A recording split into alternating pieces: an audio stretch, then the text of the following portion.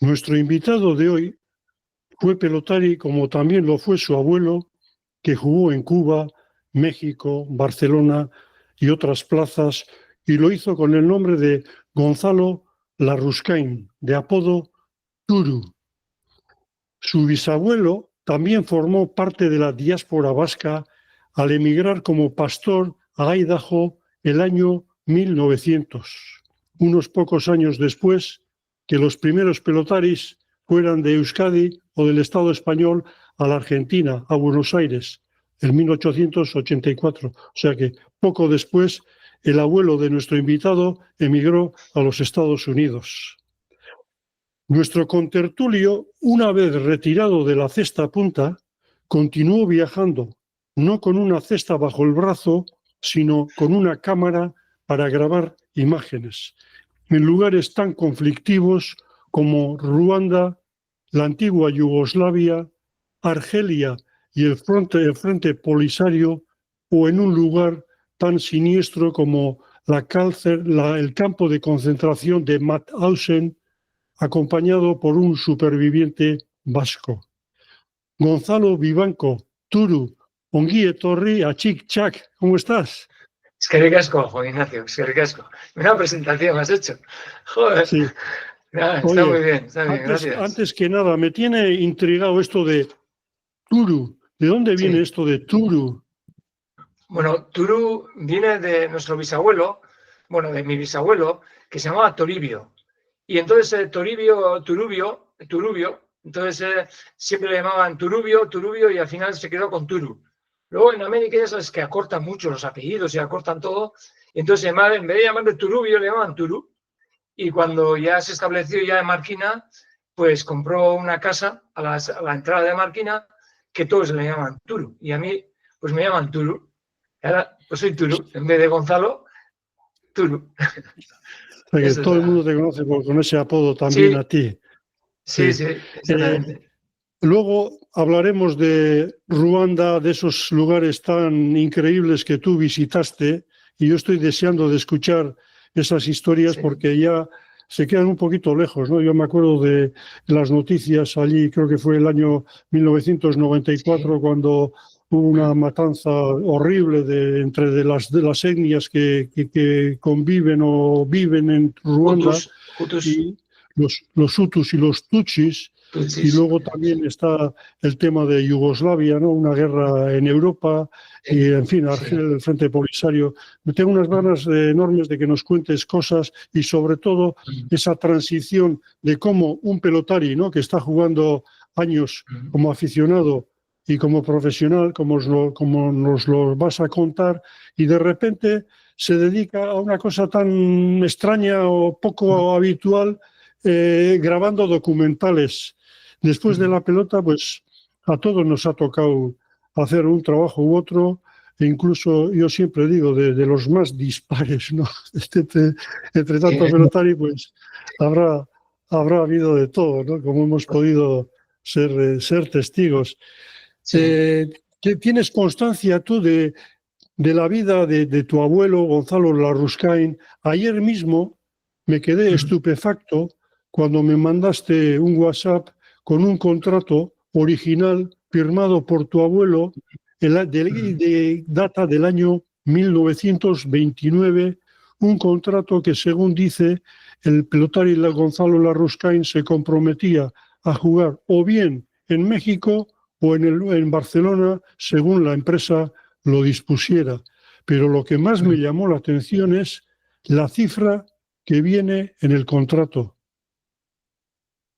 Sí, efectivamente. Sí, una cifra bastante muy alta para lo que era en aquella época, $1.200, que creo que, me acuerdo que comentamos que tendría un valor ahora de casi $20.000 al mes, ¿no? Algo así. Lo que sería ahora, según el cambio. el cálculo que he consultado yo en Internet, claro, más de $20.000 mensuales a día de hoy. A día de hoy. Sí, luego, sí, estaba pensando, claro, es del año 29, y si no me equivoco, lo tendré que consultar con Miquel Gastañaga. Ese año fue cuando se abre el Frontón México, el actual Frontón México, y la empresa para contratar pelotaris fue a lugares como La Habana y a base de chequetón, consiguió que fueran pelotaris importantes. Pero bueno, ese es un dato que ya lo Sí, corroboraremos. Lo que está claro es que ahí aparece esa cifra y ahí sí. parece astronómica, ¿no? Sí, astronómica. Además, yo me acuerdo que mi madre solía contar que se solía poner de mal genio, Gonzalo, porque le solían pagar en oro. Y solía venir a veces, solía venir con sacos de oro al frontón para pagarles en oro. Y entonces llevar ese saco al banco le resultaba, pues, bueno, pues con peso y tal, pues un poco como cutre o algo así, ¿no? Fíjate, imagínate, ¿no? O sea, es que era como una cosa, es que es como una, no sé, Sí, parece como, no sé, como mentira, ¿no? sí. Pero era así, es Eso curioso. en alguna crónica, no sé si fue en Sí, Colombia, Daniel Guridi también contaba un pelotari, tres hermanos Guridis, pero uno de ellos contaba que les pagaban en oro, efectivamente. Y Pedro sí. Mir también, en alguna entrevista que se le hizo, recuerdo que hablaba algo así como que cobraban en oro, o sea, en especies, Sí. increíble también. ¿En qué tiempos aquellos? Joder, pues fíjate, imagínate lo que se podía hacer con 20.000 euros al mes ahora, ¿no? No sé quién ganará, bueno, sí hay gente que gana, pero imagínatelo, ¿no? Es Sí, que sí. terrible, sí, sí, la Claro, verdad y es que, con la capacidad adquisitiva de entonces, claro. joder, fíjate, imagínate, ¿no? Sí. Yo sí me acuerdo, yo lo he Yo- visto con Guillermo, algunas fotografías con Guillermo, esos trajes que llevaban con esos zapatos de charol y esos mm, sombreros y tal, o sea, sí parecían gente de una, no sé, de otro sitio, no sé, me parecía sí. mucha elegancia, sí, mucha Además, elegancia. claro, tu abuelo no sé qué nivel de juego tuvo, pero no llegaría al nivel de los Guillermo y etcétera, Roza, ¿no? no Berrondo de sé, pelotaris de la época. sí, bueno, el Orza solía venir andando a Marquina muchas veces, solía parar en Turo y solía tomar café. Y solían hablar durante mucho tiempo, según decía mi madre. Mm, Eran buenos amigos y con Guillermo, con el famoso Ordoza, perdón, con el famoso Ordoza, porque vive un poco más adelante que nosotros. Entonces solía ya, venir andando y solía tomar café con él. Y bueno, yo tengo oído a mi madre que solía jugar contra él y con él, vamos. Sí, ya, o sí, sea porque que antes fue jugaba de pelotari de zaguero. primera. Sí, bueno, sí, jugaba tanto adelante como atrás, ¿eh? Porque jugaba de las dos partes. O Ya, sea que yo, sí. sí, por eso digo que jugaba con él y contra él. Pero se murió joven tu abuelo. Sí, murió, es que le dieron un pelotazo, a consecuencia de un pelotazo que le dieron creo que fue en Barcelona, en el omoplato izquierdo, y le afectó al corazón. Y murió con 46 años, sí. Con 46 murió y el hombre, pues, para poder salir adelante tuvo que vender un montón de cosas que tenía en propiedad y se quedó casi sin nada y tuvo que pagar todas esas operaciones que le costó muchísimo dinero, ¿no? Y eso fue la Mm, gran desgracia que nos pasó a nuestra familia cuando Gonzalo tuvo que vender todo para poder salir adelante, ¿no? sí. Sí, eso fue Porque 46 tu años. madre se queda huérfana, tu Sí, madre. se queda huérfana muy temprano con su hermana y su hermano, y entonces el que les cuidaba fue Turu, ¿eh? Fue Turu, que ahí es donde Ya. vienen un poco esas historias que les contaba cuando eran niñas. Turu les contaba historias de Idaho, de los indios, de cómo cazaba limañas, de cómo estuvo en el ferrocarril de San Francisco, cómo construyó parte del ferrocarril de San Francisco. Muchas historias que luego posteriormente me las contó a mí cuando era niño y yo la casualidad que le he contado yo esto también a mi hijo. Y mi hijo ha dado la casualidad que ha escrito un libro sobre él. Y es muy interesante porque para nosotros, para la familia, es una verdadera joya, ¿no? El tener ese libro que ha escrito mi hijo, ¿no? Su Sí. tatarabuelo, claro, es su tatarabuelo. ¿Y Es qué tipo curioso, de sí. libro es? ¿El libro de ilustraciones o de No, es un, aventura es para un los libro niños? Es un libro no, que puede leer cualquiera. Yo creo que son las historias que de alguna forma contó él, me contaba mi madre a mí y yo le he ido contando a mi hijo. Historias un poco como, pues no sé, pues imagínate, pues él solo en el monte, con su perro, con su caballo, como oía al oso, como, ¿no? En fin, Mm, cómo domaba caballos con su hermano, porque fue con su hermano también la primera vez, la segunda no, pero la mm, primera vez fue con su hermano. En fin, historias un poco como tipo del oeste, igual que del oeste americano. lo que era en aquella época, claro. claro. Sí, Pues sí, sí, claro, claro. es Y curioso, luego, ¿no? o sea, el bisabuelo fue allí con su hermano, pero volvieron Sí, de Estados Unidos, volvieron a Marquina. sí, volvieron a Marquina, estuvieron 3 años, creo que fueron al principio, y luego volvieron otra vez, o sea, fueron en 1903 y luego en 1906. O sea, fue 2 veces, la primera con su hermano y la segunda sin su hermano. Yo creo que es porque él hizo dinero la primera vez y quería conseguir más dinero la segunda, claro. Pero dejando a sus 2 hijos, tanto a Gonzalo, que era su hijo, como María, que era su hija, aquí. Pues eso, pues Gonzalo tenía 3 años cuando le dejó aquí y María tendría pues unos 7 o así. Dejó a los hijos aquí Mm, para poder ir ahí y conseguir dinero, claro. Como iba con toda esa gente, ¿no? Pues pasó por Ace Island, que ya sabes que era la isla aquella que está a lo de la Estatua de Libertad, mm. cómo pasó por esos sitios para ver si tenía algún tipo de enfermedad.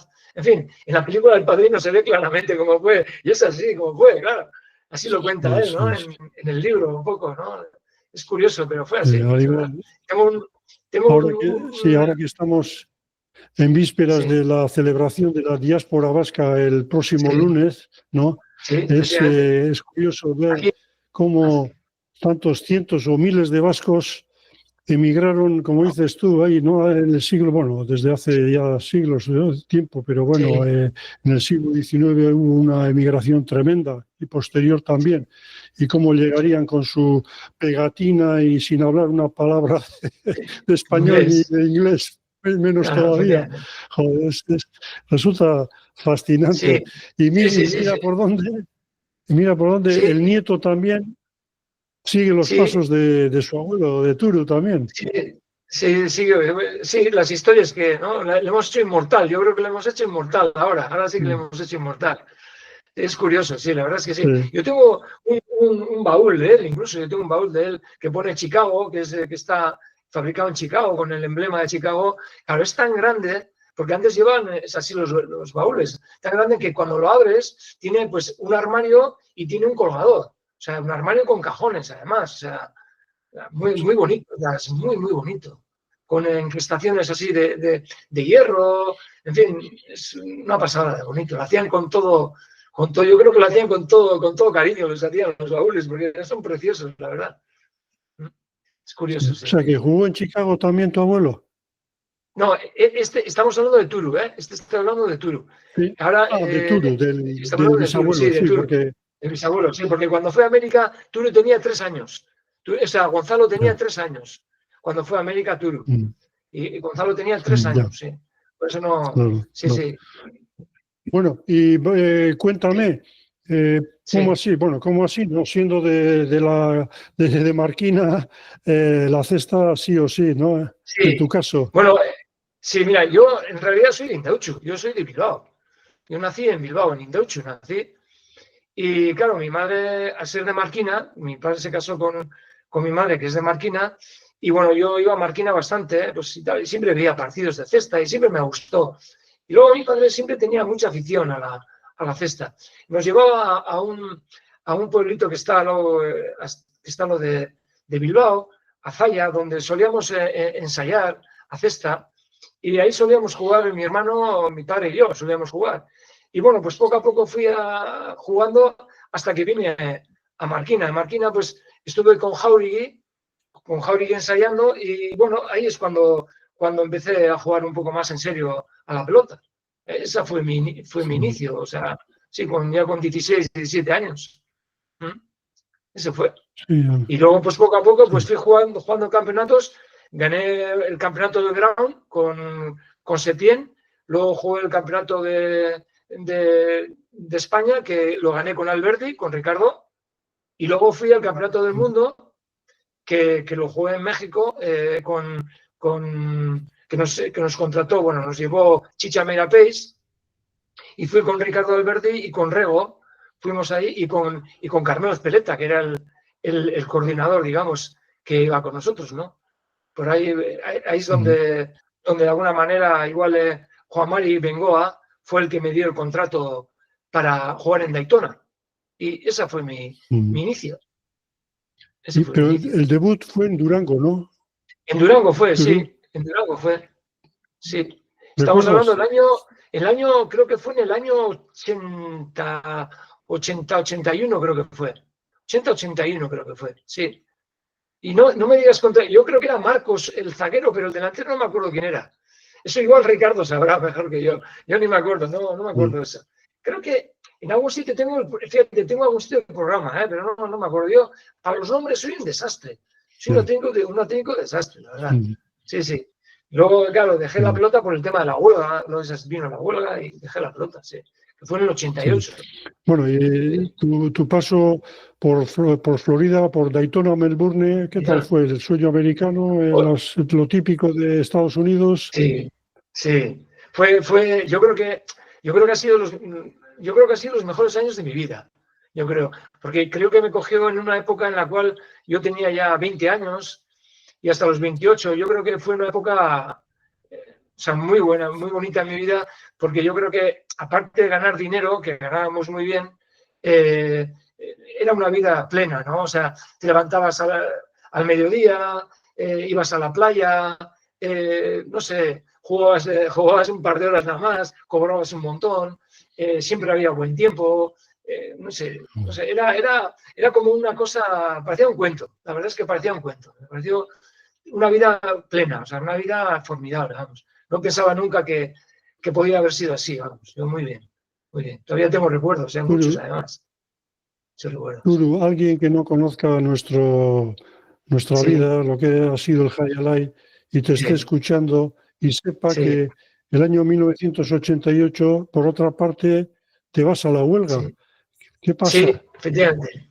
Me fui a la huelga, sí, me fui a la huelga y yo, joder, de verdad, o sea, yo, cuando pasaron los 3 primeros meses, yo vi que ahí no había salida. No había salida por ningún lado, porque un emigrante que viene de fuera y pidiendo muchos derechos y tal, joder, yo le doy muchas vueltas a la cabeza. Y la verdad es que lo que hice fue estar 3 meses en la huelga y me marché. Me marché de Estados Unidos, me marché y vine a Euskadi a buscarme las alubias, como quien digo, y nada, y eso, me dediqué a otras cosas, pero sí, dejé 3 meses, estuve en la huelga y me marché. Sí. Vi que no había futuro ahí, porque cada vez se estaba enconando cada vez más, los insultos a los que entraban eran cada vez más grandes, la policía cada vez nos estaba apartando más del piquete, en fin, tenía mucha presión a nivel estatal, sí, mucha presión, sí. ¿Qué aprendiste de ese mundo del High Alive que luego te haya servido en tu posterior trabajo? Sí, yo creo que el hecho de ver cómo, no sé, de cómo ver la vida desde una perspectiva como la vi, tan idílica como la que llevaba, y tal, y luego como se desvaneció todo, ¿no? En cuestión de un año se desvaneció todo tanto que me asusté, ¿no? Porque claro, yo justo me casé en el año 87, justo un año antes me casé, y vi que no había futuro, ¿no? Y yo de alguna manera estuve mirando el futuro familiar, ¿no? Buscar un futuro que tuviese algo de eso, de futuro, ¿no? Y yo sabía que ahí no lo iba a encontrar. Fíjate que estuve con Zubi, estuve cortando hierba, estuve ayudando en plantaciones y demás, pero no vi que ahí iba a salir nada, ¿no? Y vine para Euskadi porque yo pensaba que en Euskadi, pues de alguna manera iba a tener más apoyo, tanto familiar como de amistades, ¿no? Yo creía que aquí, y así fue, y eso es lo que hice, ¿no? Venir para aquí. Pero bueno, Porque estamos hablando de una época que tenías, ¿cuánto? ¿26 años, 27? Sí, tenía justo 28 años, 28 años tenía. Sí, 28 justo años. 28 años. ¿Y Sí. con alguna formación? ¿Tenías alguna formación? No, bueno, tenía hecho el bachiller, pero claro, yo lo que hice cuando vine aquí, que es lo que te contaba antes un poco, era que, claro, mi hermano era periodista, y yo cuando soy más joven que él, le solía acompañar a muchos eventos, pues igual de remo, incluso pelota también, y muchos eventos, ¿no? R. Quiroga. Y entonces, bueno, de alguna manera era bonito, me gustaba ir con él porque veía que había ambiente y tal. Y él cogía el reportaje, era el reportero gráfico de ella, ¿no? Entonces yo le solía ayudar, solía ir con él y tal. Y luego cuando vine aquí, bueno, él tenía amigos y tal, y me presentó a un amigo que tenía una empresa en Guernica, y entonces me metí ahí como socio en esa empresa, y entonces tuve que aportar un cierto dinero para ser socio, claro. Y entonces ahí es donde vino. Pero claro, como no sabía yo manejar bien la cámara y demás, me tuve que marchar a Madrid a estudiar imagen y sonido, porque aquí no había imagen y sonido. Y estuve estudiando en Madrid, a más casualidad, con uno de mi cuadrilla, que es Rafa Laca, el famoso Laca, el pelotari, que es hijo de aquel. Y estuve estudiando ahí con él, que él vivía ahí en Madrid, que estaba estudiando ingeniería, ingeniero de telecomunicación. Estuve con él viviendo, y ahí hice imagen y sonido, y una vez acabado, pues pude venir aquí con ese título, ¿no? Y bueno, y de esa manera, pues compramos una cámara de aquellas betacanes gigantes que eran terriblemente grandes, con esa media pulgada de vídeo que era, ¿no? No como ahora que son digitales, y que nos costó una fortuna, la verdad. Eran 15 millones de las antiguas pesetas, me parecía una pasada aquello. Y solamente había dos, una que tenía ETV y otra que teníamos nosotros, nada más.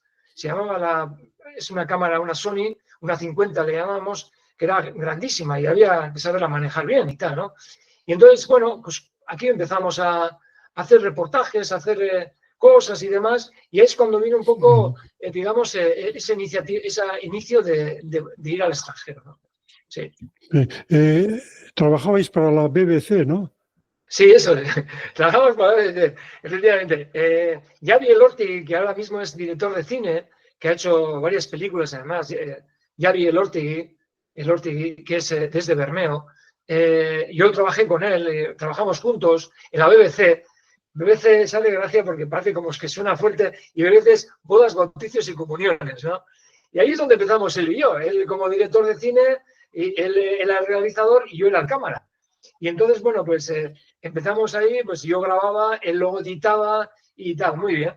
Hasta que, bueno, pues lo que te digo, compramos la cámara esa grande y ETV vio que efectivamente podíamos hacer algo con José Raplaza, que es el que, digamos, el que inició de alguna manera esta empresa, que yo me asocié a él, y entonces empezamos a hacer grabaciones por todos los sitios que hacíamos para ETV. Y luego montamos otra empresa más en Durango que se llamaba Valeuco. Esta empresa ya más potente, porque ya empezamos ya con mi hermano, ya como socio, empezamos ya a hacer reportajes de mucha calidad y ir a sitios ya mucho más, digamos, internacionales, y poder ofrecer a ETV un producto mucho más vendible y a la vez que ETV pudiese venderlo al exterior, ¿no? Y yo creo que ahí es donde empezó toda esta singladura de este inicio como reportero o como cameraman, vamos. ¿Trabajabais en exclusiva para Euskal Telebista? Sí, trabajamos como exclusiva para Televista. Lo que pasa que nosotros hacíamos una cosa que creo que es lo que hacen las productoras. Si tú vas a un sitio, tú, por ejemplo, vas a Ruanda, como fuimos en aquel conflicto, tú lo que intentas es, ya que vas a estar, por ejemplo, imagínate un mes, intentas grabar otras cosas más para poder vender a otras productoras. O sea, si tú grabas, por ejemplo, un lago, pues pretendes grabar un monte, ¿no? O sea, es decir, ya que estás ahí, grabas el lago y solamente ofreces el lago porque tu contrato es el lago, pero tú también grabas el monte porque tienes un reportaje en el monte. Entonces, de alguna manera, vendes dos productos yendo a un sitio, ¿no? Entonces, hacíamos estas cosas, ¿no? Sí. Y ahí es donde... La idea de ir a grabar a Ruanda, por ejemplo, ¿de quién viene? ¿La proposición es vuestra a ITV? Sí. ¿Vosotros le vendéis sí. la idea de decir, oye, mira, Ruanda está, desgraciadamente, por decirlo de alguna forma, es la actualidad, está de moda, ¿no? Y nosotros nos la jugamos y vamos allí a ver lo que pasa. ¿Y hay un acuerdo económico ya o...? Sí, sí, bueno, sí hay un acuerdo económico, efectivamente, pero no fuimos a Ruanda porque hubiese guerra. Nosotros fuimos justo antes de la guerra. Nosotros fuimos porque había misioneros vascos que vivían ahí en Ruanda como misioneros y fuimos a la misión a ver cómo vivían los misioneros. Entonces fuimos ahí con Leonardo Snaola y con toda esta gente que estaba en la misión y claro, fuimos antes justo de la guerra, o sea, estamos hablando del año 93 o así. Claro, cuando estuvimos con ellos, claro, nos enseñaron todo lo que era Ruanda y demás, cómo vivían allí, cómo estaban y tal. Pero cuando terminamos el reportaje y volvimos para aquí, es cuando estalló la guerra. Y es cuando volvimos de nuevo otra vez, porque a ver cómo estaban, ¿no? Pero esta vez fuimos en varios aviones que alquilaba Médicos Mundi, que salían de Vitoria, que eran una especie de Antonov, que los Antonov son los aviones que se abren por la parte de atrás y metes ahí los coches y demás, ¿no? Y ahí es donde fuimos por segunda vez. Pero luego no solamente eso, fuimos por una tercera vez. O sea que yo estuve en Ruanda 3 veces, antes, durante y después del conflicto. Sí, así fue.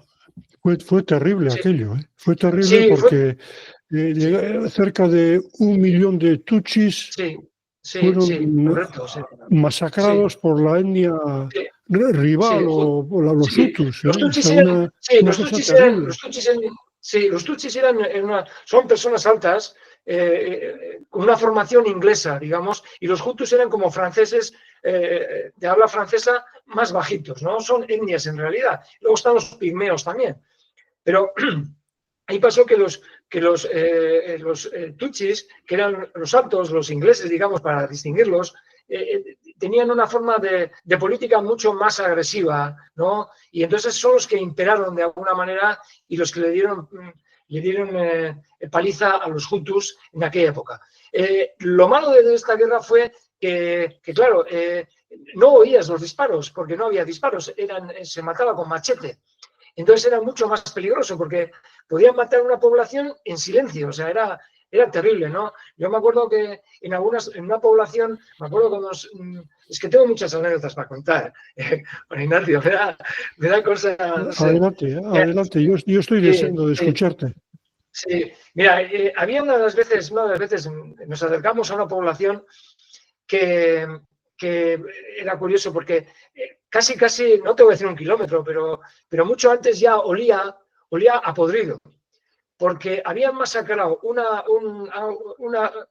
un pueblo, los habían metido dentro de una iglesia y en la iglesia le habían echado granadas, les habían echado todo y claro, los partes del cuerpo estaban pegadas a las paredes. O sea, era como una cosa, vamos, no sé cómo contártela, o sea, era, no sé, de ciencia ficción, es que no sé cómo decirlo, es que no sé, el olor mismo ya te echaba para atrás. Por eso muchas veces cuando vemos reportajes, a veces falta ese olor y sentir ese calor que te supera, ¿no? Cuando estás viendo esas imágenes, ¿no?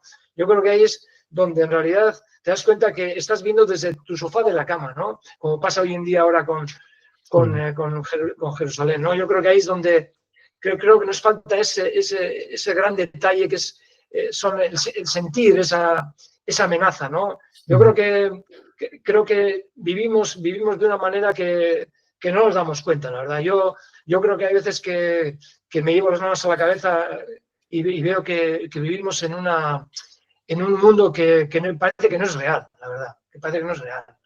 He vivido muchas vivencias que es mejor, a veces no las cuento porque yo creo que el mismo cerebro me las hace olvidar. Yo creo que es curioso, pero yo creo que hay veces que sí, el cerebro me hace olvidar. Yo creo que sí, Es un instinto de supervivencia, al final Sí, eliminar esos pasajes sí, traumáticos sí, sí, que no sí, pueden nada más que hacerte daño.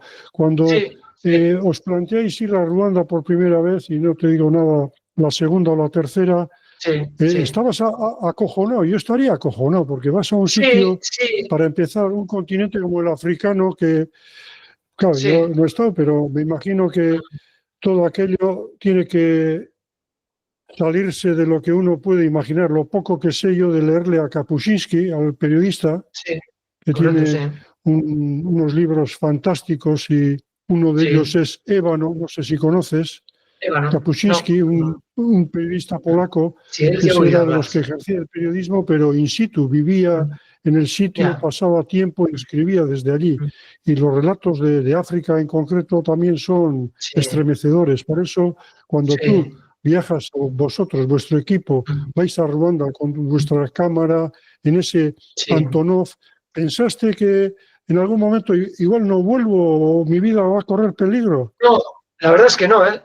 Te digo la verdad, Juan Ignacio, la verdad es que no, la verdad es que no. De todas formas, te voy a decir una cosa, desde el Antonov ya empieza la historia, ¿eh? Yo creo que la historia empieza ya desde el Antonov, porque es curioso, porque ese Antonov, que es un tipo de avión que vendieron los rusos a los afganos, porque en realidad es un avión afgano. Tiene la parte delantera, tiene una cristalera, es curioso, una cristalera, que bueno, luego por la parte de atrás abre la parte de atrás y puedes meter lo que tú quieras, ¿no?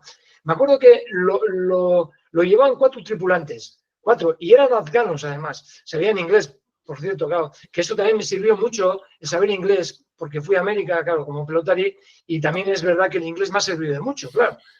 Pero era curioso porque yo creo que la historia ya empezaba ya desde el mismo avión, porque 2 tripulaban el avión y 2 solían estar con el tema de la carga, ¿no? Cómo estaba distribuida la carga, porque llevábamos furgonetas, llevábamos a una moto que otra, llevábamos a un Land Rover y sobre todo mucha comida, ¿no? Comida y víveres y demás. Y ahí es donde empieza un poco la historia también, ahí porque, claro, este Antonov no tiene, tú cuando vas en un avión, tiene esos aislantes que te rodean alrededor tuyo para que no pases frío, porque estás a casi a 40 grados bajo cero, ¿no? Entonces, claro, este Antonov no tiene nada de eso.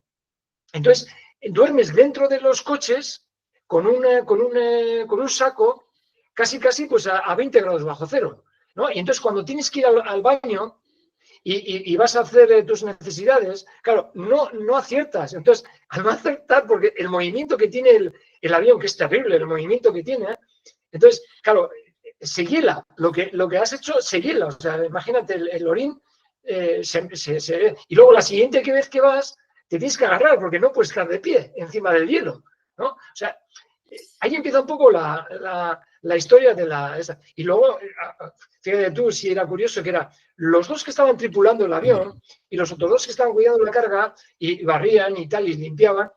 Luego, a medias del viaje, que era desde, fíjate, salida de Vitoria a Kigali, la capital de Ruanda, en ese trayecto se cambiaban, se intercambiaban, porque los 4 eran pilotos. Los 4 eran pilotos. Entonces, se intercambiaban y claro, tú veías aquello y dices, joder, estos que andan, ¿no? Están de cachondeo y tal.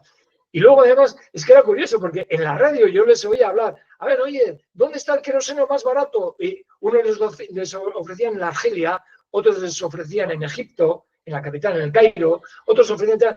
Y según iban llegando ya a África, desde Vitoria, ellos iban donde más barato estaba, el queroseno. Entonces, fuimos al Cairo y entonces aterrizó en el Cairo.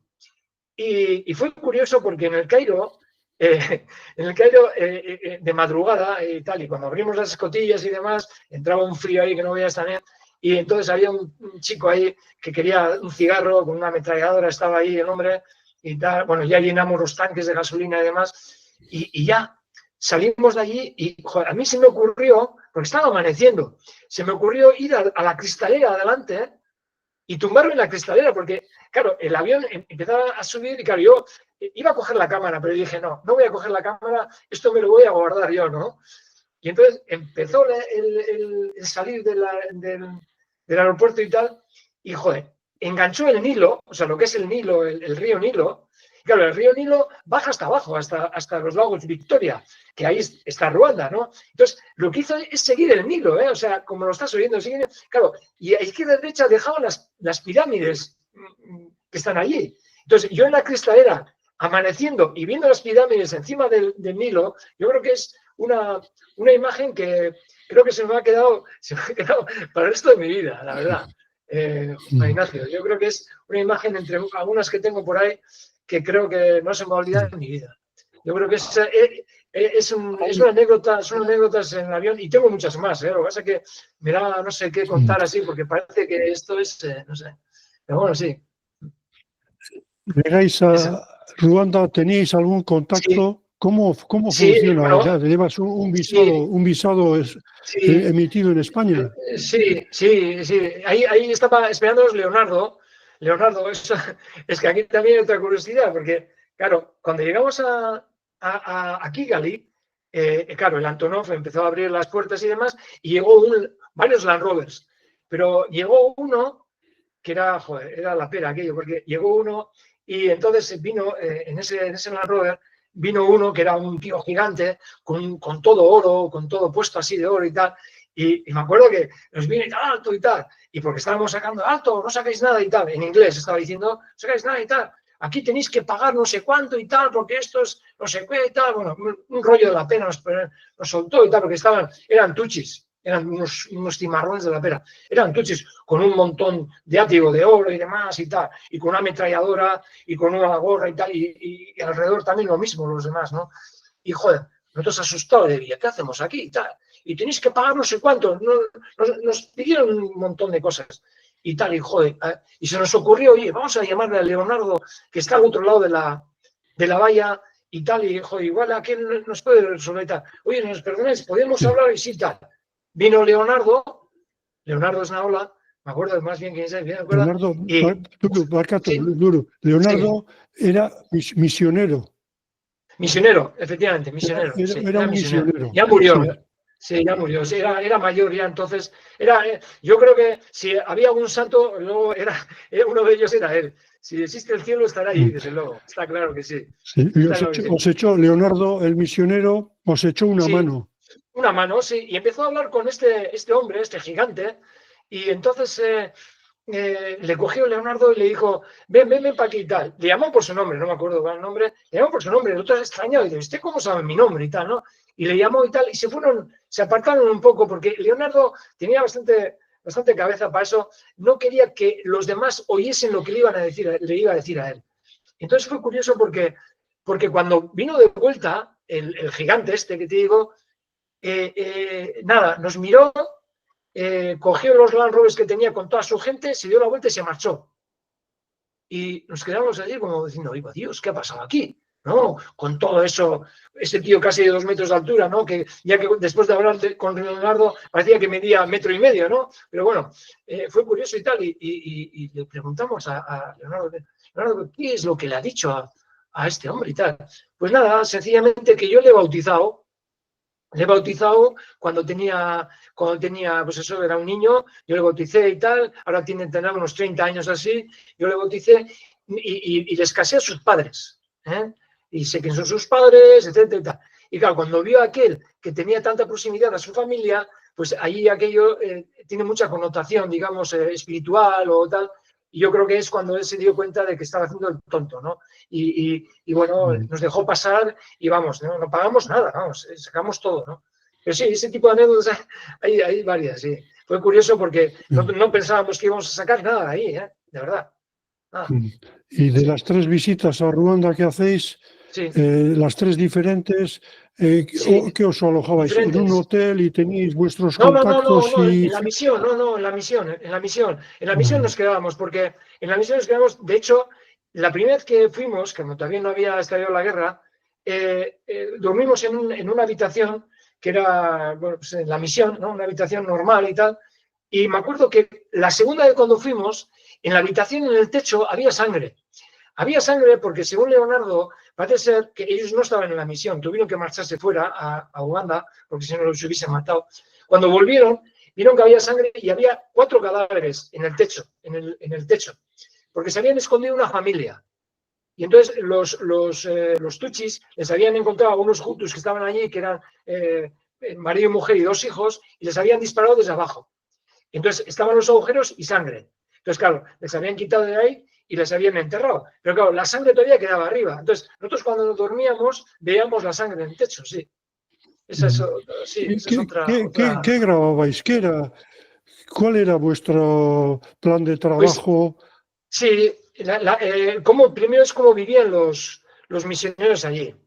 qué labor tenían. Y luego, una cosa que era bonita fue el gobierno vasco daba un montón de dinero a ONGs para montar escuelas, hospitales y tal. Y grabamos un poco aquello, lo que construían en esa zona, vamos. Esa zona que estaba, que ya medianamente se había ido el conflicto de aquello, ¿no? Sí, y luego la tercera vez fuimos con una reportera de TV para ya de alguna forma resumir lo que había pasado durante esos años en ese sitio. Sí, sí. Pero sí, hubo una pena, porque conocí a muchos niños en la misión. A mí se me murió un niño en brazos, porque yo me acuerdo que solía salir con el Land Rover de la misión a dar una vuelta de vez en cuando, porque claro, no estábamos todo el tiempo grabando, ¿no? Y solía salir y solía encontrar a niños por el camino y solía recogerlos y meterlos al coche. Estaban dormidos porque tenían tanta hambre que cuando una persona tiene mucha hambre, se duerme. O sea, se duerme porque está débil, se duerme. Y entonces le llevaba la misión, claro. Y Leonardo a veces me decía, joder, no me hagas esto porque me tengo que encargar ahora del niño y seguramente si le damos de comer, seguramente va a morir. Y así era. Se moría porque no tenía el estómago, no tenía el cuerpo como para volver a recoger todo ese alimento, ¿no? Fue curioso. A mí, la verdad es que se me murió uno, no sé. Me hago cargo de la experiencia de ver tanta terrible. miseria, ¿no? En un país que va más allá de lo que uno puede imaginar. Sí, la verdad es que sí. La verdad es que yo creo que fue muy duro. Aquello fue una situación muy dura, muy dura. O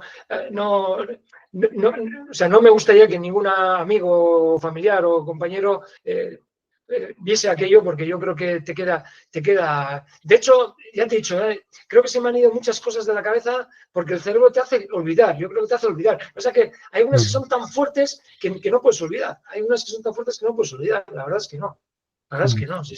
Y luego, joder, cuando comíamos también, es que era curioso. Yo me acuerdo que a las mañanas igual había uno en la aldea, al lado de la misión, porque claro, venían todos hacia la misión, porque la misión estaban más como refugiados, ¿no? Entonces, si mataban igual, por ejemplo, imagínate una ternera, claro, la ternera pues estaba llena de moscas, ¿no? Llena de moscas. Y entonces, claro, eso a la mañana, y luego a la noche, cuando igual los que cocinaban ahí, la misión, los que estaban cocinando, que eran de allí también, pues notabas en la comida ese crack, como si estarías comiendo cáscaras, no eran las larvas de las moscas que se había, claro, estaban cocinadas. Yo decía, no os va a pasar nada, le decía a Leonardo, no, tranquilo que está cocinado, pero eran el crack ese era de la mosca cocinada, o sea, de las huevas de mosca, ¿no? O sea, cuando entrabas en la cocina, casi tenías que entrar aplaudiendo para que se fuesen las ratas, ¿no? O sea, era muy fuerte. Eran situaciones muy fuertes, la verdad, sí, muy fuertes. Al regreso, pagabas un peaje, es decir, el estado de ánimo, ¿lo notabais? Sí. Mi hijo nació en el año 1994, casualidad, el mismo año de esto. Y cuando le veía pues tomar el biberón o veía que se le duchaba con agua caliente o agua fría, pues no sé, me parecía como algo, como un milagro, ¿no? Yo creo que cuando venían, por ejemplo, bomberos en acción y demás, y les ayudaban a colocar bombas de extracción de agua desde un río que era muy lejano, porque claro, nosotros también, figúrate, o sea, imagínate, o sea, tú te despertabas a la mañana y veías a una fila de personas con un balde en la cabeza. Y le decía yo a Leonardo, ¿y estos qué hacen? Os están esperando por si queréis ducharos. ¿Y qué hacen? No, pues coger el balde, echar a una cantina grande que había ahí, como un tonel grande, echaban el balde, el agua allí y obtenían un beneficio que les daba Leonardo, pues un euro, bueno, un euro, lo que la moneda allí le daba por traer desde el río, que estaba a 3 kilómetros, o sea, no te lo pierdas, estaba a 3 kilómetros, para que el blanquito se pudiese duchar, ¿no? Y veías a la mañana, cuando tú te despertabas a las 5:30 de la mañana, porque ahí la gente se despierta cuando amanece, no es como aquí que enciendes la luz y ya está, ¿no? Pues ¿no? Esperando a que el blanquito se duchase para ellos esperar a que te echen el agua allí para que yo me duchase, ¿no? O sea, imagínate hasta qué punto esta gente, esto, ¿no? O sea, yo creo que luego también nos robaron el grupo electrógeno, porque claro, ahí no había electricidad, se arrancaban bombas de, ya sabes, de arranque, grupo electrógeno, y me robaron el grupo electrógeno, que es un grupo electrógeno, bueno, bastante hermoso, que te salía pues igual 15 kilos o 20 kilos, ¿no? Y me acuerdo que el hombre que me robó iba corriendo, el pobre hombre, yo le vi de lejos, ya no podía cogerle, ¿no? Y le dije a Leonardo, joder, nos han robado el grupo electrógeno. Me dice, no, tranquilo, ya me encargo yo. Mandó a 2 tíos y tal allí, Leonardo se fue, me vinieron él, o sea, los 2 chicos, con el tío que me había robado y el grupo electrógeno, y me hicieron así, como diciendo, ¿qué le hacemos? ¿Le cortamos la cabeza o...? No, hostia, no, por favor, no, o sea, que se vaya y tal, vale. O sea, si le hubiese cortado la cabeza en aquel momento, no pasa nada. Yo creo que también es verdad que el valor humano quizás no vale lo mismo aquí que allí. Yo creo que ese valor humano no es lo mismo. Nosotros le damos un valor mucho más potente, y ellos pues lo ven mucho más como, no sé, de otra forma, ¿no? Pero sí, hicieron así, ¿qué hacemos? Cortamos, ¿no? En fin, muchas anécdotas con Ignacio, muchas. Y luego, al tiempo, dejáis Ruanda y os enfrascáis en otra misión, que es ir a los Balcanes también, tela marinera, porque los que tenemos cierta edad, pues recordamos todavía la guerra de Yugoslavia. La guerra en la antigua Yugoslavia, ¿no? Los jóvenes no tienen ni idea, pero bueno, también cerquita nuestra se armó un Cristo de 1000 demonios, que fue la guerra de desintegración de Yugoslavia. Sí, eso fue terrible. Sí, ahí fuimos lo más cercano que estuvimos allí a la guerra. Yo tengo unas fotografías que se ven unos puentes, esto cómo se llama, bombardeados y demás, pero ahí también, hay varias anécdotas, sí. Es que tengo muchas para contar, o sea que me da corte, no sé, a veces, joder, no sé, a veces contar estas cosas parece como que... Pero bueno, sí, la verdad es que fuimos ahí. Tuvimos antes de Ruanda, estuvimos con, ¿te acuerdas tú de Ugarte el navegante? Ugarte el navegante, el que hizo Ugarte, que fue el navegante, la Vendée Globe, hizo la Vendée Globe, que sale de aquí, de La Rochelle, y da la vuelta al mundo y tal, y le seguimos por todo el mundo, dando la vuelta al mundo, y entre ellos fue en Newport, en el año 93.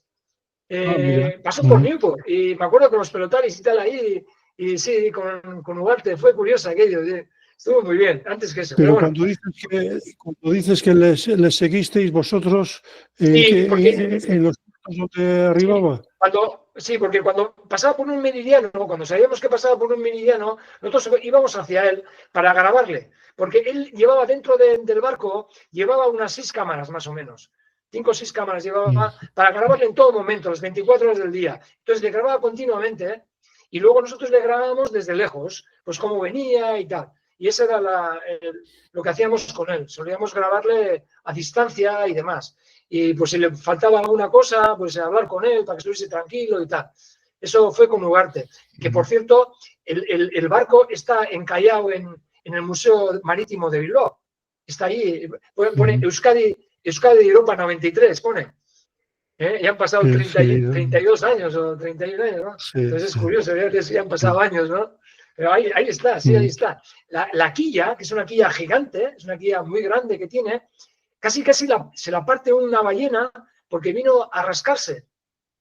Y nos explicó él, que vino a rascarse la ballena en un calmachiche que había, vino a rascarse la ballena y tal, y de poco lo rompe y tuvo que meterse en una cápsula que tenía dentro, para que en caso de volcar el barco pudiese vivir ahí o pudiese estar unas ciertas horas, unos ciertos días, ¿no? Para poder pedir esto, ¿cómo se llama? Socorro, ¿no? Pero sí, joder, esa quilla incluso se renovó un poco porque, ya te digo, estaba un poco partida por la ballena que se raspaba, vamos, sí, eso fue con Ugarte. Sí. Bueno, ¿Y el lo de motivo de ir a Yugoslavia. los Balcanes cuál fue? Sí, el motivo de esos Balcanes fue, ¿cómo se llama? ONGs, las ONGs Mm, que ayudaban en esa zona, ONGs que ayudaban en esa zona, ONGs que efectivamente que el gobierno vasco, ahí es donde un poco ETV también intervenía, que de alguna manera, claro, como ETV es del gobierno, pues de alguna manera, pues ver cómo funcionaban de alguna forma allí las ONGs, ¿no? Y allí pues estuvimos en ciertos sitios, en Slavovsky Brod, que es en la frontera con Serbia, como quien dice, Croacia y Serbia, y justo en ese momento, cuando llegamos allí, que fuimos, no sé si te acuerdas, Arregui, que fue un consejero de exteriores del gobierno vasco, que ya sí, murió, hombre, sí. Joseba Arregui, Yo que sé murió, eso Arregui, es, sí. que era, Sí. eso es, era jesuita, bueno, fue jesuita. Fuimos con él y con Xavier Lapitz. Xavier Lapitz trabaja en ETV ahora. Xavier Lapitz, Mm, si me oye esto ya se acordará de mí, igual. Eh, y estuvimos ahí y tal. Y justo en ese momento, en Slavovsky, hubo una tregua, digamos, y fue curioso porque allí, cuando cogí la cámara a grabar, en un sitio allí, era como una trinchera, y fui a grabar, y entonces hice un paneo de izquierda a derecha, desde el puente que estaba tal, y vi a un tío que me estaba apuntando, y era un francotirador que me estaba apuntando a mí. Si hubiese sido, claro, no hubiese estado ahí tampoco, ¿no? Pero si no hubiese habido tregua, me hubiese metido la bala dentro, pero en el centro, sí, dentro de sí, la cámara. Eso te lo digo yo porque yo le estaba sí, apuntando a él y él me estaba apuntando a mí. Entonces, sí, fue sí. curioso eso. Fue una Sí, imagen oye, curiosa. ahí hicieron estragos ahí los Sí, francotiradores en esa guerra, sí. sí. Joder, sí, efectivamente, ahí Mm, tienes toda la razón. Sí, pero francotiradores además muy buenos, porque joder, mataban gente, pero a mansalva. La verdad es que ahí sí, hicieron una sí, sí, escabechina terrible, sí, terrible, sí. sí. Ahí fue Hay esto. solamente bosnios mataron, no sé si Sí, 800.000 bosnios sí, mataron, o sea sí, sí, que sí. una Yo, limpieza étnica del carajo hubo sí, ahí. terrible, terrible. Yo llevaba, Sí, yo me sí. dejé, me solía gustar dejar barba para ir a estos sitios, y me acuerdo que en Yugoslavia me dejé bastante barba y tal, y en el aeropuerto me dijo la chica que nos llevaba a Zagreb, o sea, a la capital, me dijo, mejor que te cortes la barba porque pareces un chetnik. Los chetnik Ah, eran los serbios, estos serbios que hicieron escabechinas ahí. Mejor que te cortes la barba porque tienes una pinta de chetnik y te van a detener y fácil además. Y dijo, oh, vale, vale. Y me afeité la barba, sí. ya Sí, sí. Mm, sí, sí. Y en los campos de refugiados, hay varias anécdotas, pero hay una que no se me olvida, que era, joder, que pasábamos un frío tremendo. Yo es que me acuerdo del frío que pasábamos, me acuerdo que estaba José al lado mío y nos sacaron una petaca con coñac. Yo me acuerdo que me ventilé casi la petaca entera y no sentí el alcohol, o sea, ni sentir el alcohol. Pero lo que sí sentía eran cosquillas en los pies, que eran las ratas que nos venían para el calor que tenían abajo, claro. Y me decía uno de ellos, uno de la ONG, no me acuerdo cómo se llama aquel, decía, no hagáis nada, dejar porque tú les calientas a ellas y ellas te calientan a ti, o sea, que déjalas como estaban, o sea, y ya te mm. digo, eran unas ratas tremendas. Y yo estaba, y no os van a hacer nada porque no es la primera vez que las tenemos aquí, dejadlas como están. Era Sí, una sí. cosa curiosa, que no se me olvida. Sí. Y luego pasáis por Argelia también, ¿estuvisteis? Sí, fuimos al Frente Polisario en Argelia. Sí, porque fuimos en una caravana que salía de Vitoria con un montón de coches y demás, entre ellos ¿cómo se llama? Autobuses de línea. Sí, íbamos autobuses de Ujú. línea, curioso esto. Y, por ejemplo, ¿te acuerdas tú de aquellos coches que ponían CAS? CAS, ¿te acuerdas de aquellos Renault 4 eran, ¿no? Un Renault 4, ¿no? Creo que eran Renault 4, que ponía CAS en color naranja, ¿no? Ponían CAS y tal. De esos llevamos 4 o 5, o sea, fuimos una caravana tremenda, ¿no? Aparte de coches y tal, y veníamos por Vitoria y bajábamos pues hasta, no sé, Almería o Málaga, no sé dónde fue, que cogimos un ferry ahí y nos llevaba a Argelia. Claro, no podíamos ir por Marruecos porque Marruecos están los marroquíes, claro. Entonces fuimos a Argelia porque estaban ahí los del Frente Polisario que estaban al sur, justo al sur. Tuvimos que pasar todo el desierto allí y sí, joder, desierto bastante duro, por cierto. Y sí, ahí también había anécdotas, la verdad, sí. Joder, es que La verdad, Juan Ignacio, es que sí, a veces se me olvidan algunas, Cuéntanos alguna, tú, de sí, Argelia, del Frente sí. Polisario. Bueno, Nada que ver con Ruanda, el paisaje, me imagino, ¿no? no, nada que ver, sí. En Ruanda las 1000 colinas y aquí no, aquí era puro desierto, la verdad, sí.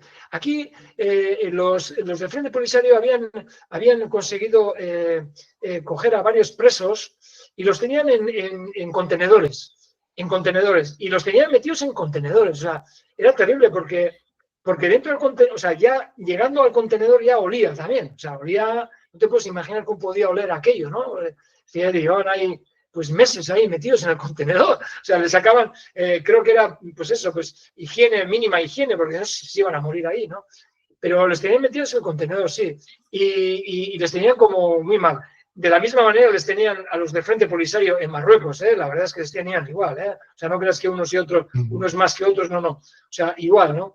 Pero sí, y luego cómo vivía la gente, ¿no? O sea, cómo el agua que no era potable, cómo tenían que sacaban del subsuelo el agua en pozas, y luego cómo vivían en aquellas jaimbas y cómo nos daban lo poco que tenían los pobres, ¿no?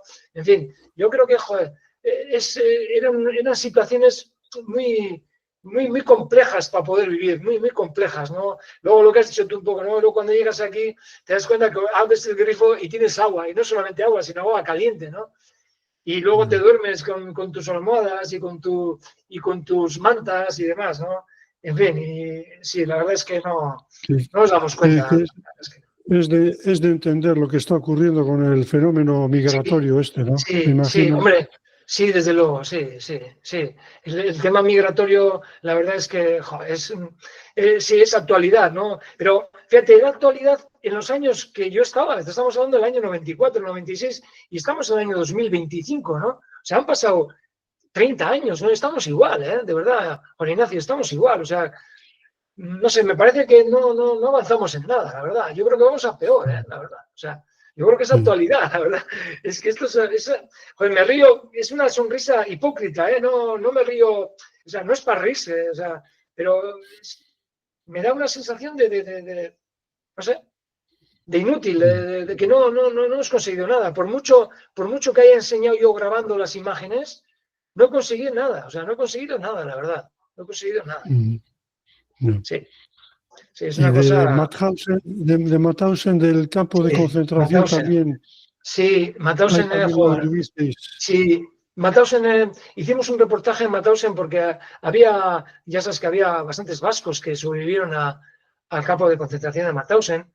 Entre ellos estaba Marcelino Bilbao, que se apellidaba Bilbao porque era huérfano. Entonces ya sabes que a los huérfanos les ponían el nombre de la capital donde habían nacido, ¿no?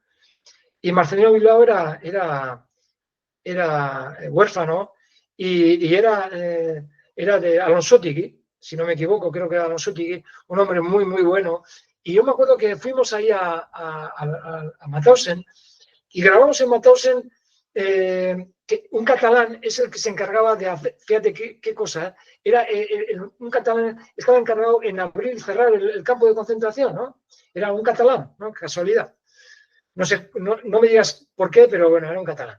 Y entonces fuimos con Marcelino Bilbao y otro era, no me acuerdo cómo se llamaba aquel, otro señor, que es el que, aquí hay una cosa curiosa, porque, a ver, ¿cómo te explicaré yo?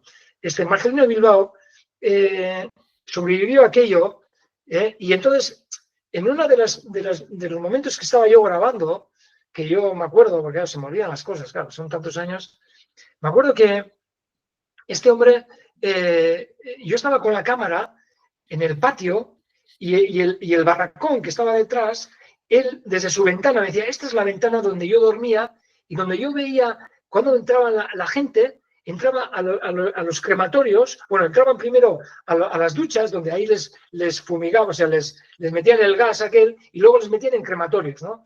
Y entonces él me decía cómo entraban por ahí y tal, y me lo decía al cogote, ¿no? Digamos.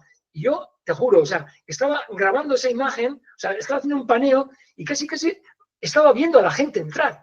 En la forma en que, o sea, se me ponía la carne de gallina, de verdad te digo, o sea, una cosa, o sea, O sea, y me estaba comentando, mira, Gonzalo, venían aquí y hacían así y tal, y yo les veía con niños y gente mayor, y cómo entraban a las duchas, claro, ahí, con el gas sarín, les hacían la mezcla, y ahí les quemaban y tal, y luego les metían y luego a la mañana siguiente, me decía, a la mañana siguiente, cuando formábamos en la explanada, nos caían las cenizas, eran parte de los cuerpos de ellos, o sea, imagínate, o sea, nos quitamos o sea, unas cosas terribles, o sea, era terrible, la verdad es que fue una cosa, lo de Mauthausen fue terrible. Ahí es cuando Mariano Constante, que fueron dos supervivientes, Mariano Constante y Marcelino Bilbao, vinieron con nosotros a Mauthausen. Mariano Constante, joder, me he acordado el nombre, Mariano Constante me dejó 4 negativos que sirvieron para el juicio de Nuremberg, 4 negativos. Y le dije, pues déjamelos, porque de esa forma en el estudio lo cogemos y tal, grabamos y tal. Vale. Nos dejó y tal. Y luego cuando le devolví, carta certificada, devolví a él, vinieron de vuelta, porque ya había muerto. Entonces yo me quedé con los 4 negativos. Bueno, yo no. Valeuco se quedó con los 4 negativos. Y entonces, ¿qué es lo que hice? Pues 3 de ellos di a Lascaux. Lascaux es una biblioteca que, casualidad, Los monjes benedictinos. Eso los es. monjes benedictinos tienen ahí una especie de museo. Sí. Y casualidad que ahí está hay un chico ahí que es el que lleva todo, que es sobrino de Marcelino Bilbao. Fíjate qué casualidad. Entonces, le di 3 negativos y uno me quedé yo. Y claro, no supe qué hacer con aquel uno que tuve, ¿no? Y entonces fui al museo de Bilbao, que es el de Sabino Arana, pues cosas de la guerra y demás, y lo doné allí ese negativo para que la gente lo viese, ¿no? Fueron negativos, lo sacó Boix. ¿Te acuerdas quién era Boix? Fue el fotógrafo de Mauthausen. Hay una película sobre Boix. Boix era un catalán que hace poco sacaron una película sobre él que habla sobre cómo grabó esta.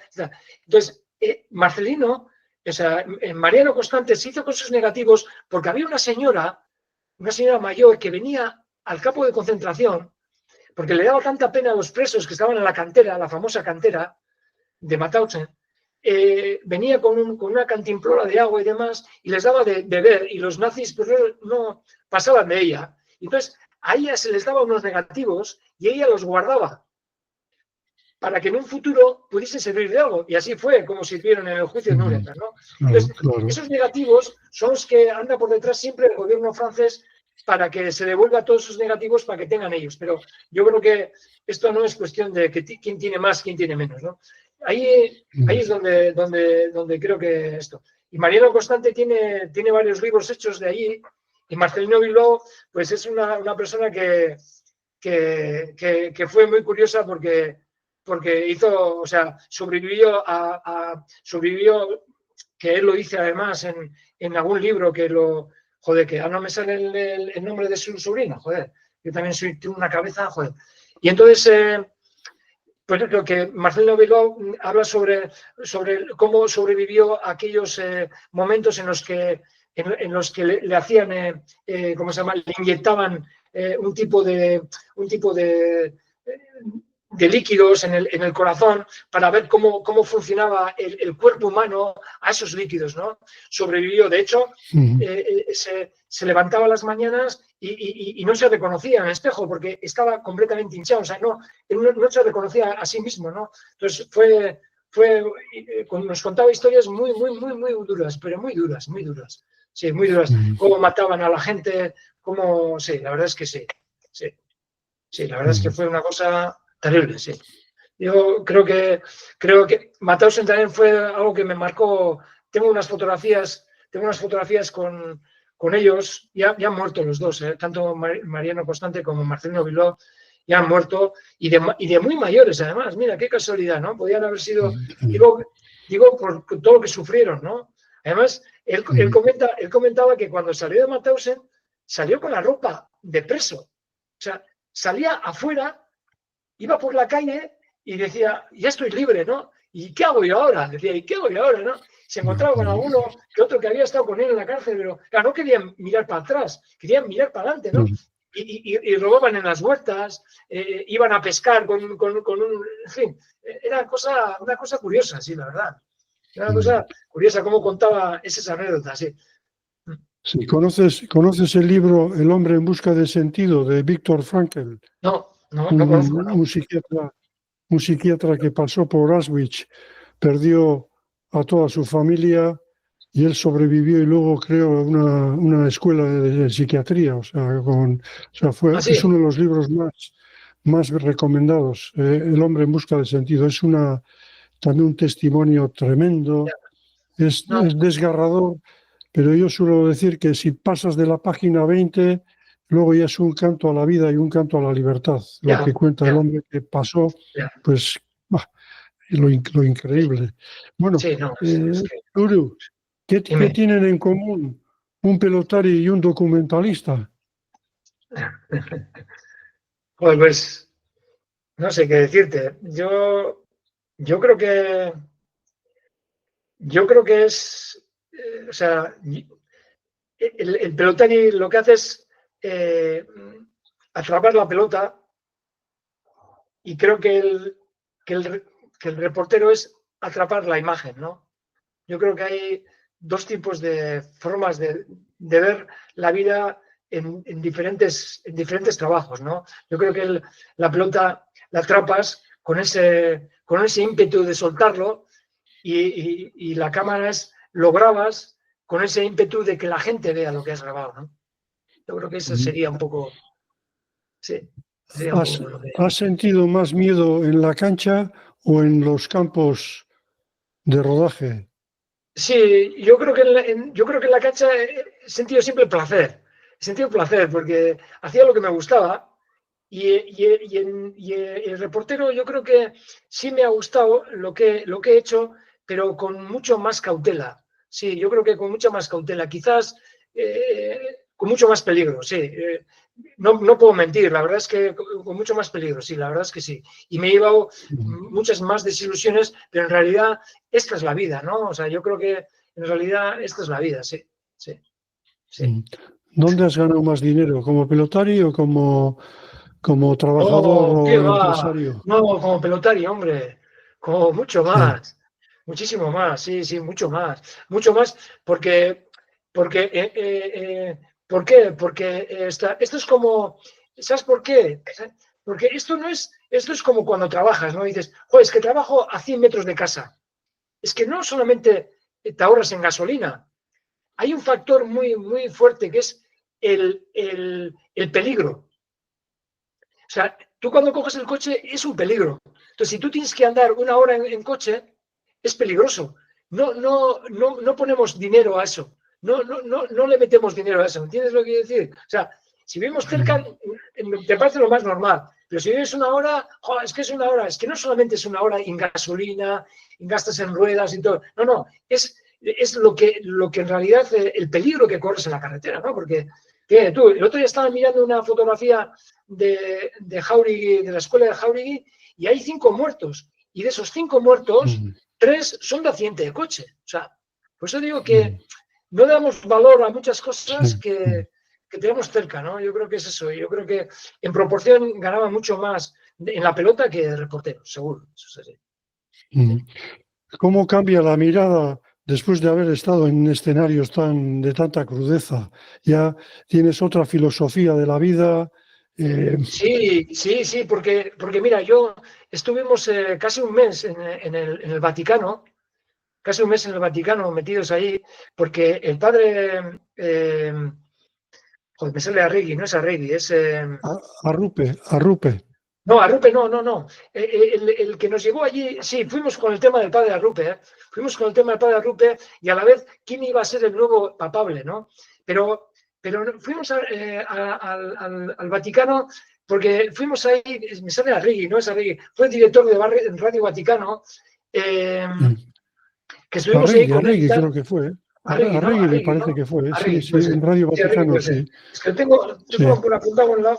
Bueno, pues ese nos llevó y tal ahí y vi digamos, la opulencia, pero no es... Joder, la gente cuando dice opulencia, parece como que el mismo cardenal tenga opulencia. Yo creo que no, yo creo que hay de todo ahí, hay un popurrí muy grande ahí. Entre ellos hablan en latín. Hay un popurrín ahí y tal, pero sí es verdad que hay, como digo yo, hay buenos y malos también ahí, como en todos los sitios, ¿no? Pero ahí me hizo ver como esa opulencia y luego de haber venido de Ruanda y ver aquella historia, yo creo que me hizo pensar en el engranaje ese, ¿no? O sea, cómo poder engrasar esas dos cosas, ¿no? Yo creo que fue bastante fuerte para mí un cambio y otro. Ahí fue potente, sí. La verdad es que fue muy potente. Lo del Si le Vaticano. contaras, Tulio, si le contaras al cura de Marquina lo que Sí, viste en un sitio y en otro, en sí. Ruanda y en el Vaticano, ¿qué te Es diría? no, es que se lo conté.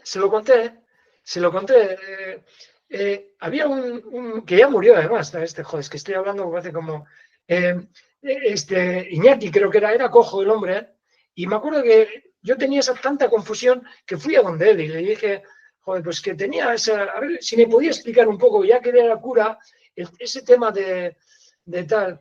Joder, me dijo una cosa, joder, de verdad, te voy a decir una cosa que igual a mucha gente no le gustará, pero me dijo algo que yo creo que no a mucha gente le habrá contado este hombre. Me dijo que la iglesia es sabia y prostituta. Yo creo que me dejó un poco para allá y dije, joder, Iñaki, pero usted me habla a mí de una manera muy coloquial y muy directa y esto a los feligreses, yo que creo que en alguna misa que está con usted, cuando iba a una misa de un funeral, porque yo no soy uno que va a la iglesia, no le habla así a la gente y tal. Sí, pero a veces hay que decir cosas que la gente quiere escuchar. O sea que a veces me dejó un poco como un poco en ese, no sé, si habría que empezar a meter filosofía en todo esto, pero me pareció algo curioso, sí. La iglesia es sabia y prostituta, me dijo. Es una cosa, padre Iñaki, era cojo él, sí. Ya murió. Sí. ¿Qué lugar ocupa la pelota hoy en tu vida? La de esta punta. Sí. Espera, es que quiero apuntar, joder, es que tengo que apuntar porque es que, mira, perdona que luego te contesto eso. Echaun Carpalsoro es el que lleva en las CAO, lleva todo el tema El este. archivo, el archivo. Sí, todo el archivo. Es que él ha sacado un doctorado sobre los campos de concentración.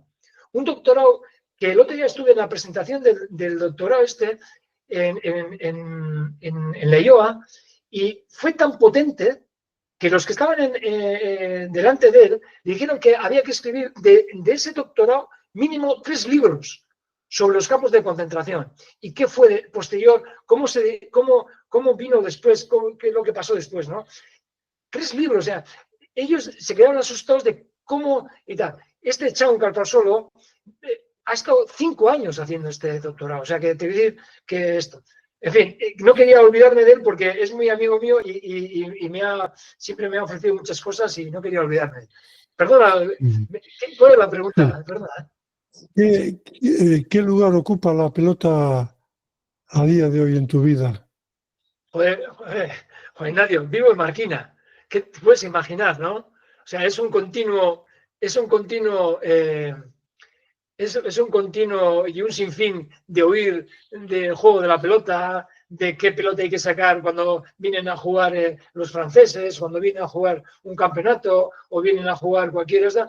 Es un continuo, vas al frontón y te juntas con todos allí, algunos que han jugado contigo, otros que no. En fin, es un continuo pelota, La verdad es que está bien. Vivo en un pueblo en el cual yo creo que se vive la pelota. Sí. Hay un boom mediático, sin embargo, Sí. no es oro todo lo que reluce. ¿Estás de acuerdo? Sí, efectivamente. Mira, joder, hay una crítica que yo la tengo en la cabeza, que quizás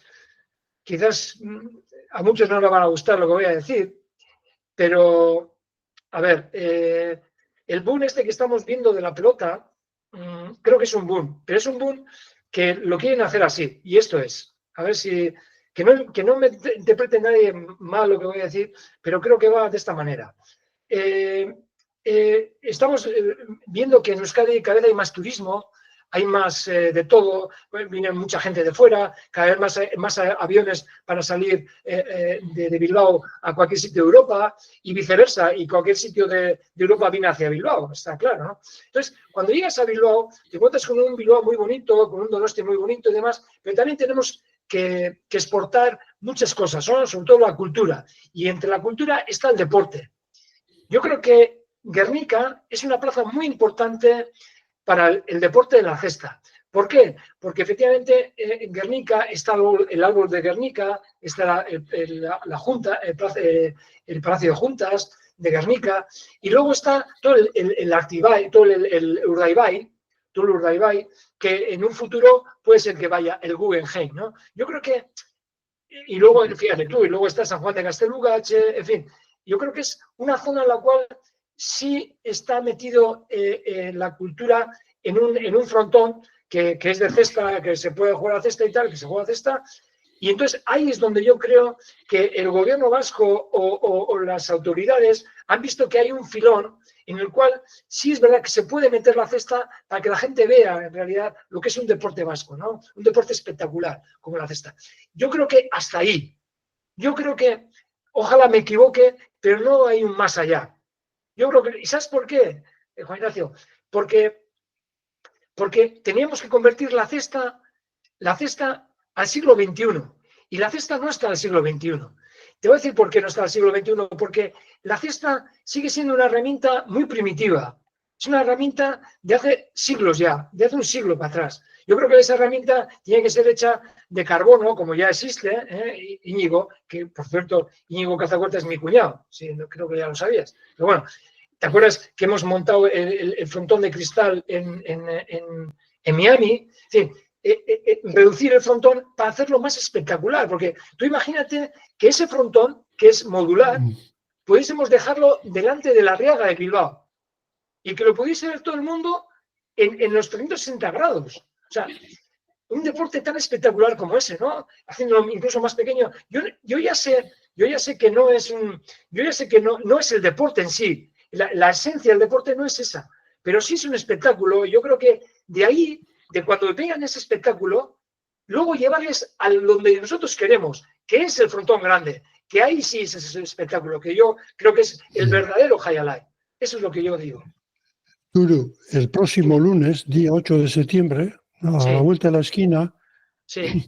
Se va a celebrar, como hemos comentado antes, el Día de la Diáspora Vasca en Marquina Xemén. Va a estar el Lehendakari Pradales. Sí. Antes de que acuda al acto, me imagino que será en el frontón, si tuvieras 5 o 10 minutos con el Lehendakari, mano a mano, ¿qué petición le harías? Pero concreta. Joder. Usted, vaya pregunta. Yo creo que, mira, ¿yo sabes qué pregunta le haría? Fíjate, le diría, a ver, ¿por qué un niño de Baracaldo, sabe más de fútbol, de baloncesto, de balonmano, que de la cantidad de deportes que existen en Euskadi? Fíjate, la soa, guante, cesta, remonte, share. O sea, tenemos deportes que están arraigados a nuestra cultura que la gente no tiene ni idea ni de lo que son. O sea, es que eso es importante. ¿Pero qué le pedirías? No que haga una reflexión, sino ¿qué le pediría, señor? El Lehendakari Jauná, le pido sencillo, yo para el 2026 esto y esto. ¿Se puede? No se puede. Sería sencillo, sería sencillo. Es decirle, coger a tres personas, ir por todas las Icastolas enseñando estos deportes que te acabo de decir. Estos deportes que en realidad son la cultura de nuestro país. Es la cultura de nuestro país. Estos deportes que te acabo de comentar, sería la base de una cultura. Es la base de una cultura. Yo creo que con un maletín y con todo esto y explicar a los niños cómo contra una pared, cómo se juega estos deportes sería suficiente. Simplemente eso. A mí se me ocurre otra cosa, Arturo. Bien. Decirle, señor Lendakari, el año que viene, 2026, 100 años que se abrió el Biscayne, El Biscayne, el Miami no, Hialeah, que fue Miami después. Hialeah. Sí, señor. Ese es otro, sí. Biscayne, no le pusieron nombre Minnesota o Efectivamente, Delaware Biscayne. o Chicago, le No, llamaban el Biscayne. Biscayne, luego cambiaron Sí, el sí. nombre. ¿Podría el gobierno vasco hacer algo en esa efemérides? ¿Se puede contribuir de alguna manera? Porque el Hialeah vuelve al Biscayne el año que viene. No sé si estás al tanto. Sí, lo sé. Me dijo, Arrasate me dijo, Arra me dijo, Bueno, que me dijo vale. que cómo iban a trasladarse ahí, sí, efectivamente. Si van a trasladar a la frontera de Miami. Curiosamente, el Hialeah, Sí, con otras dimensiones, pero sí, bueno, eso es especial. aprovechando Sí, frontis y para izquierda, eso es, vuelve eso a es. sus orígenes. Mm. Guru, ¿de qué te Sí, sientes más orgulloso al mirar atrás en tu vida? Ya tienes ya, ¿cuántos? 60, 65, 65 65. tacos ya. Estoy jubilado ya. Estoy jubilado, sí. ¿De qué estás más 65. orgulloso? Joder, pues yo creo que se me ha pasado la vida rápido. Se me ha pasado la vida rápido. Es una pena porque se me ha pasado la vida rápido y creo que lo único que me queda por hacer y lo que esto es viajar más. Yo creo que viajar más todavía. Viajar más para un poco saber lo que tenemos aquí. El otro día estuve en Budapest. Me pareció una ciudad formidable, una ciudad súper bonita como Praga y demás, que ahora hay aviones, ahora coges el avión en Loyo y te mandan a cualquier sitio fácil además y es barato, no es caro y tal. Y ves efectivamente cómo vive la gente, ¿no? O sea, qué cercana, o sea, qué cercano está todo, ¿no? Y se te olvida eso, ¿no? Se te olvida esas civilizaciones están por ahí que merecen la pena verlas, ¿no? Yo creo que me falta ver más todavía, más mundo antes de que me ha pasado muy rápido esta vida. Si pudieras dar un consejo a un joven pelotari o a un joven periodista, ¿qué le Sí. dirías? ¿Cuál sería tu consejo?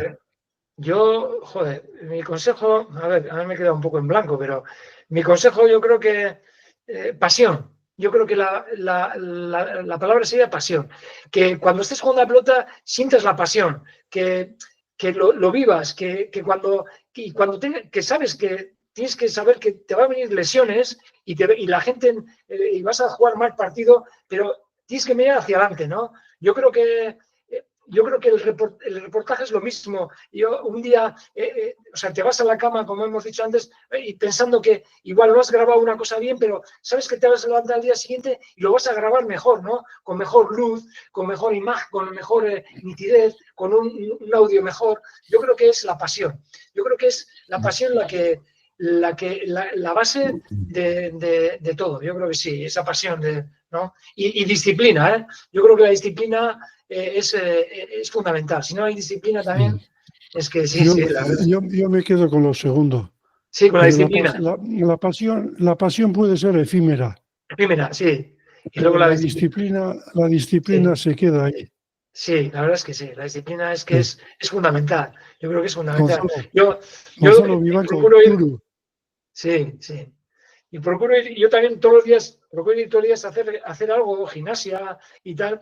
Y yo creo que es eso, yo creo que es, sí, la verdad es que te hace falta esa educación, ¿no? Sí, de verte tú bien, ¿no? De verte tú bien, ¿no? De que haber conseguido es sentirse realizado, ¿no? Sentirse realizado. Yo creo que sí. Yo cuando hacíamos los reportajes, yo no decía a un compañero mío, oye, ¿te ha gustado? No. Yo sé a quién le decía eso. A mi madre, a mi tío, a los que no entienden de imagen y sonido. ¿Te ha gustado? Si le ha gustado, bien. Si no le ha gustado, pues nada, pues ¿qué vas a hacer? Pero a la gente que no entiende, ¿no? Yo creo que esa es la base, ¿no? Sí.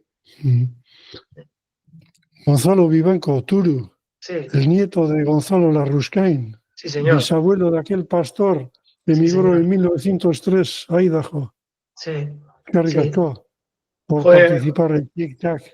Juan Ignacio, te agradezco mogollón que me hayas hecho una entrevista porque nunca me han hecho, la verdad, y orgulloso de haberte contado esto. Y que la gente lo oiga, claro, si quiere. Y que nos veamos en Sí, Marquina el lunes, el lunes que exactamente. viene. Eso es, Y si ahí nos tenemos veremos. chance, a ver si le pillamos al señor Lendakari unos Efectivamente, minutos. efectivamente. A ver si es verdad. Nos vemos ahí, Sí, Juan Ignacio. muy bien. Bueno, Venga, eskerrik asko. cuídate, Hasta el lunes. seguid. Un abrazo. Agur, Agur. agur, agur.